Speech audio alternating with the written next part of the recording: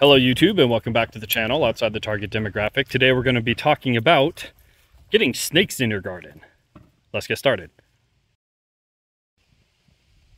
So this is something I came up with since putting this garden in. We have 3 snakes inside the garden and 2 snakes outside, which is a problem because we'd rather have 5 snakes inside.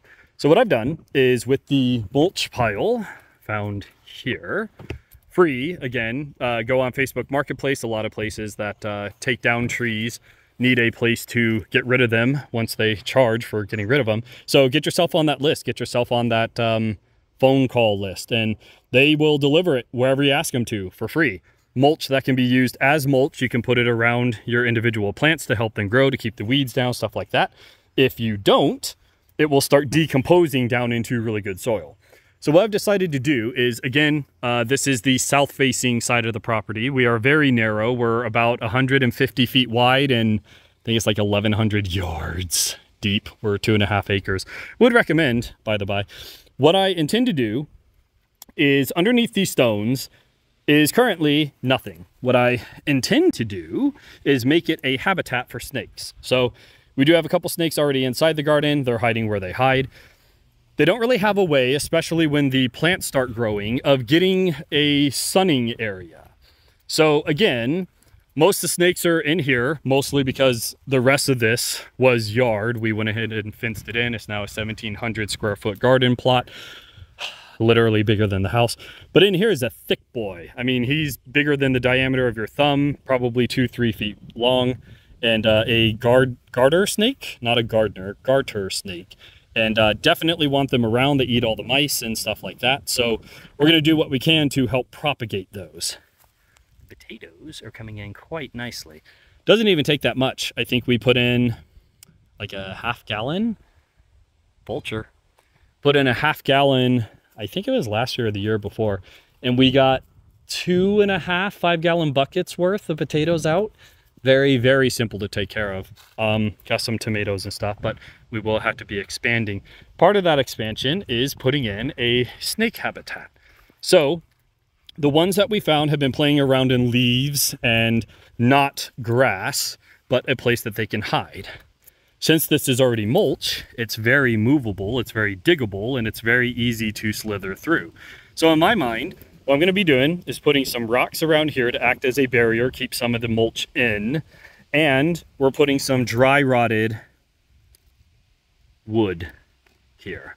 Okay, that's going to give us a couple things. The wood, both the mulch and the decomposing stuff, is going to give the snakes places to hide. It's also going to give the bugs and some critters a place to try hunting and try eating, which will feed the snakes. It also gives them essentially a litter box, something nice and loose that they can negotiate around and create little hidey holes. The third aspect is, again, that way south, which means the sun, that is usually going to be in this area all year round. These rocks, it is a 70-degree day. These rocks are quite hot, not warm, hot. I can only keep my hand on them for probably 15-20 seconds. Very, very warm. The snakes that we found so far that were not in the garden were underneath rocks just like these. Nice, wide rocks that are very small, very thin, and that will give them a sunning area. As a reptile, they don't manage their own body heat. They don't make their own body heat like we do. There's no way to regulate. So they need dark, cold areas like a garden, as well as warm areas to allow themselves to heat up and cool down. By putting that area inside the garden, this mulch is going to prevent stuff from growing. The stuff from not growing is going to prevent shade and shadows from being cast here, which is going to continue to allow this to be a little bit warmer than typical grass or garden would be. The wood will give them a warm spot up top and a colder spot down below. The rocks will give them a warmer spot above and a warm-ish spot below.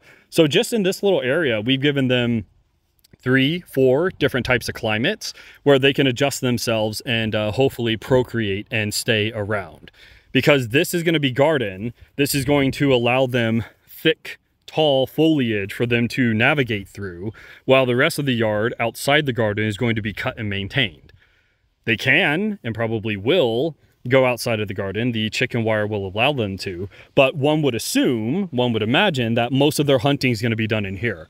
Lots of bugs, lots of slugs, lots of worms, lots of mice, all these things we want, not, well, the worms we do, but some of these things we do not want in the garden, but we do want the snakes. So I'm going to continue building that up. We're going to put a little bit of rocket chair. We have on the other side of that some firewood that, because I had kids, I never got around to cutting or doing anything with. So the pieces that are breaking off, we're just going to line it here and give them a nice little hidey hole that they can hopefully stay in the area and pay us back with a little bit of rent. So that's what I have for today. I appreciate you guys stopping by. As always, any questions, comments, concerns you have, leave them in the comments section down below. If you guys have ever done this or have any experience with propagating snakes, trying to keep them in the area, I would be especially interested in hearing about that. So again, comment section down below. And this is outside the target demographic. I will catch you guys in the next video.